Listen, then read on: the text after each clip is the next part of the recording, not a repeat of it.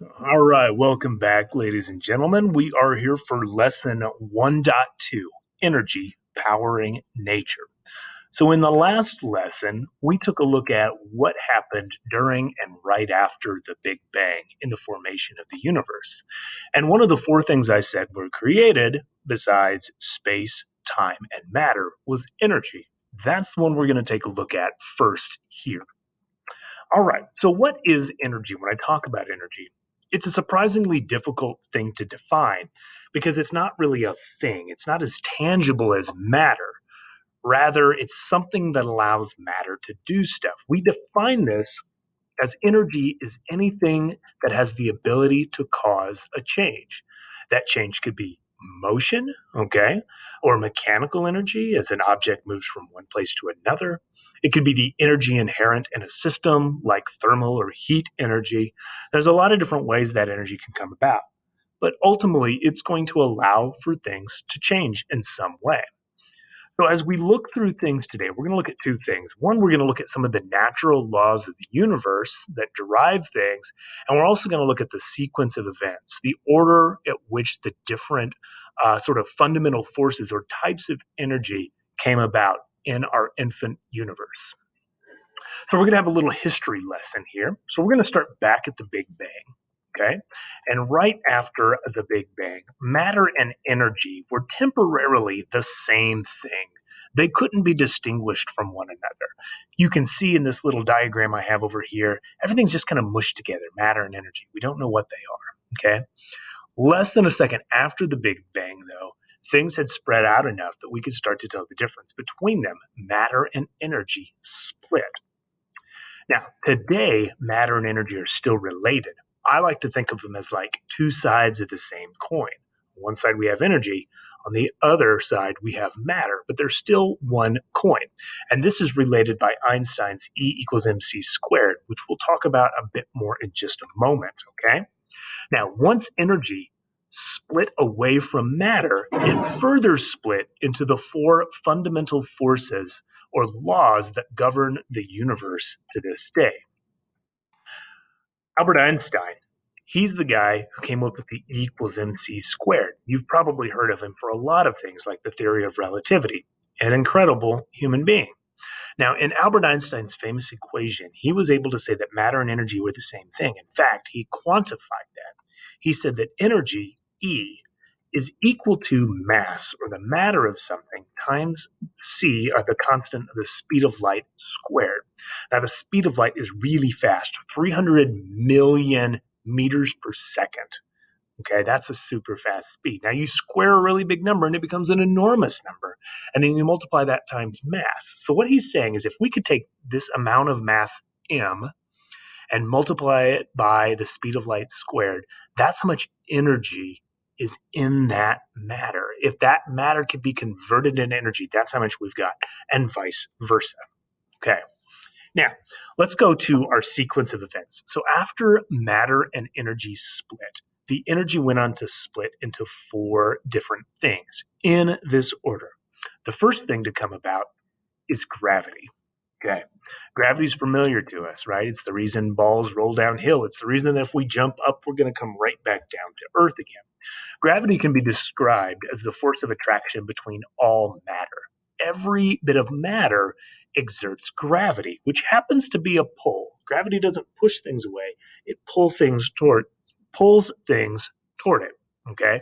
Now, everything has gravity. So if we go up in outer space, we'll say we're in 0 Gs. But technically speaking, we have gravity and the spaceship we are in have gravity. And so we are being pulled towards one another.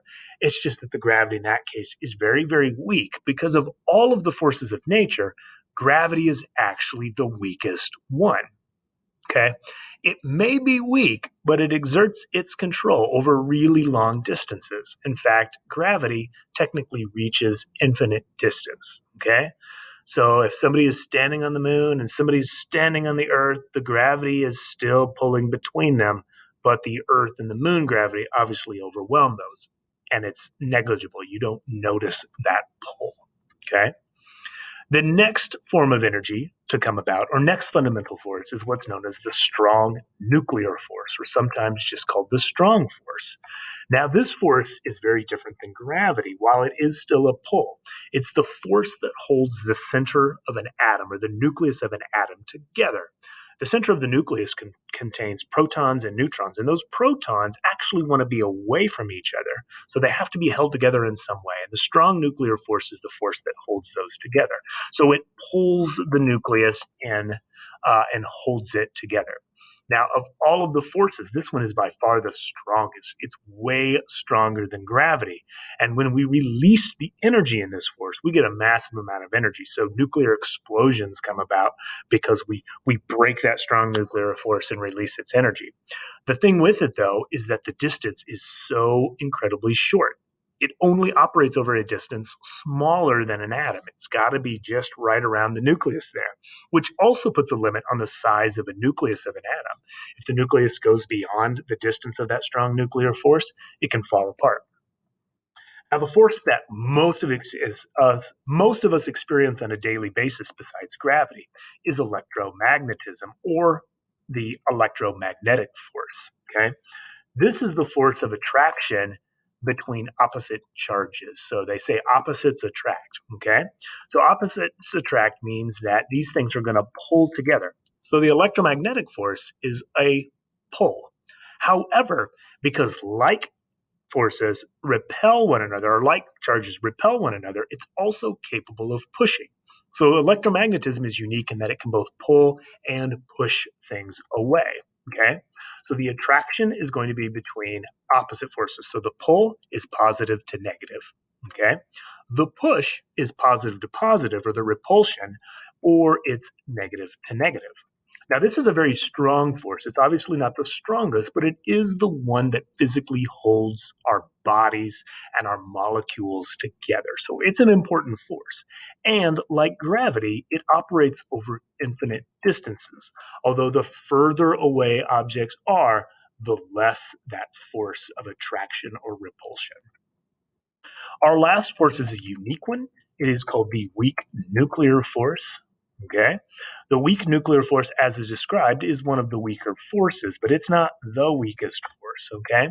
It's the force responsible for nuclear decay. Now, think about this. The nucleus of atom is held by the strongest force, and yet there's this force called the weak force that's capable of causing the nucleus to fall apart.